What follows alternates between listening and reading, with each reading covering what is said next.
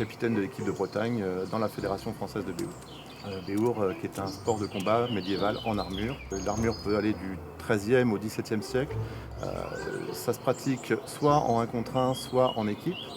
Et le principe du combat en équipe, c'est de combattre les adversaires avec pour objectif de les mettre au sol. Et c'est l'équipe qui a le dernier combattant debout qui a gagné. La racine du mot, elle n'est pas précise vraiment. On retrouve our qui a donné ensuite heurté, donc correspond au fracas, au choc. Et les origines du mot sont situées là et donc historiquement ça apparaît vers le XIIIe siècle.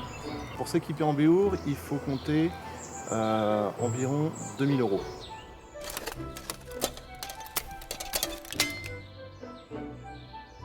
Pour pouvoir rentrer en lice, il est impératif d'être équipé complètement.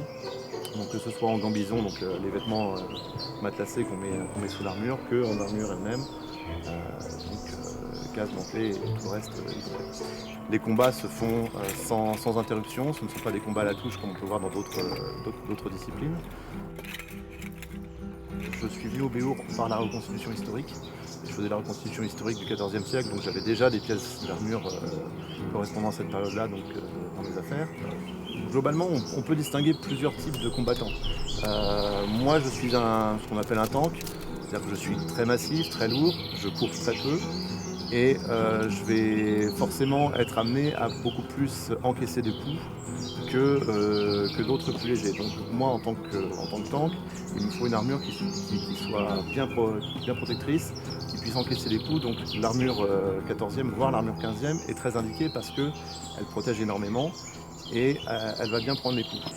Les runners qui vont courir, qui vont chercher à contourner les adversaires pour pouvoir justement les déstabiliser. Et dans ce cas-là, eux vont privilégier des armures un peu plus légères, un peu plus mobiles. Donc l'avantage c'est qu'on est très mobile, l'inconvénient c'est qu'il ne faut pas se faire attraper. Mais le principe du runner c'est qu'il ne doit pas se faire attraper. Donc on se fait un entraînement globalement sur une journée, une fois par mois environ. Donc on se retrouve au château de Blain qui nous accueille aimablement. Donc un entraînement pour nous c'est quoi? C'est d'abord des exercices physiques. Donc on va travailler un peu le corps, mais ça c'est quelque chose qui peut être fait aussi chez soi, à chacun de s'entraîner. Tout le monde peut faire des exercices, ne serait-ce que courir un peu, faire des exercices de crossfit ou autre, même des pompes. Donc on fait une partie entraînement physique et une partie entraînement en groupe.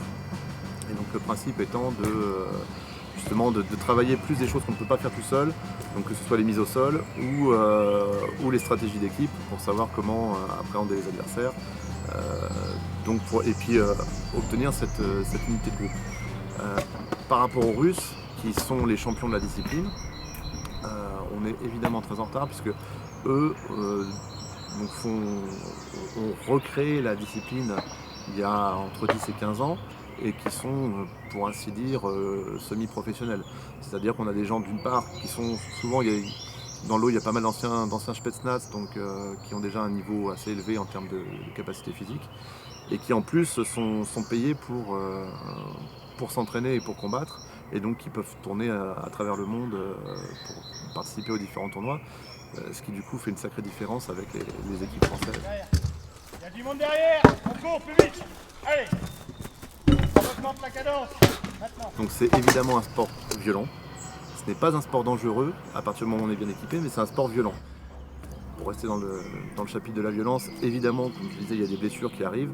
La plupart du temps, ce sont éventuellement des fractures, des contusions. On peut avoir des bleus, ça c'est la base, entre guillemets. Il peut y avoir donc les blessures graves les plus fréquentes sont des fractures, des entorses, ce genre de choses. Il arrive parfois qu'il y ait mais vraiment de manière rarissime, qu'il y ait des cas un peu plus compliqués.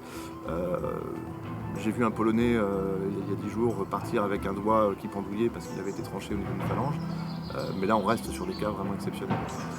Les sensations dans ce genre de combat elles sont assez énormes. Pour expliquer souvent ce que peut ressentir un combattant lors de son premier combat, qu'au début on se dit oh, on y va, ça va être sympa. Et puis on s'équipe et puis on y va et puis arrive le moment où on se dit oui mais ça tape dur, c'est quand même... Et puis il y a ce moment où on lâche tout, on lâche prise.